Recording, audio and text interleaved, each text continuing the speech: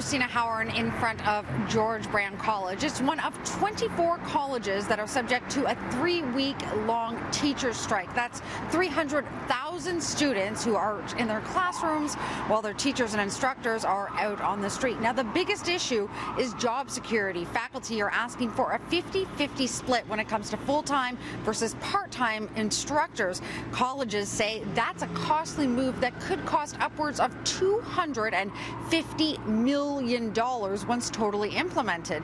But documents obtained by City News show that last year alone, colleges had a surplus of $188 million. That's nearly enough to meet the union's demands.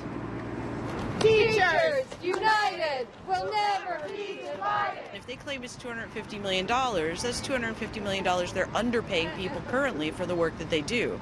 The second piece of that is they have a $188 million surplus from this year alone. You look at what the presidents have done back in December with their executive compensation packages. They were looking at salaries for themselves of 20 to 50% increases. Now, we're talking about people that often make over $300,000 a year. So that's a significant chunk of change.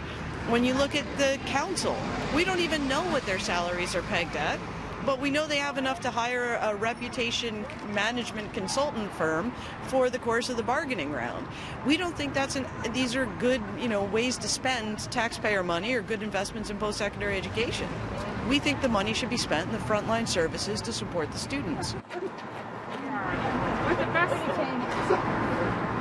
The union estimates that every week faculty is off the job, colleges are saving between $15 and $20 million in salaries, money that they can then put in reserves or use in future capital projects. Now, we reached out to the Council of Colleges, that's the group that represents college administration and management in the talks, and they weren't able to meet our 6 p.m. deadline. But we know that the two sides are quite far away from reaching a deal.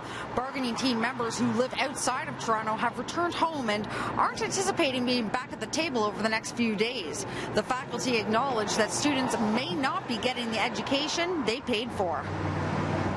We're in some really dangerous territory now in terms of students being able to recoup their semester in a way that's meaningful and actually meet 100% of the learning outcomes. We're hearing rumors that some of the managers have been telling students, don't worry about it, we have a plan, but none of the faculty have been consulted on this plan. We have no idea how the managers expect us to cram all of the learning outcomes into a condensed semester, and students paid 100% tuition. They should have 100% of their learning outcomes met. Now, so far the government says they aren't planning on forcing instructors back to the blackboard, but they do stress they want to see both sides at the negotiating table, and soon rather than later. For more on this story, you can head to citynews.ca.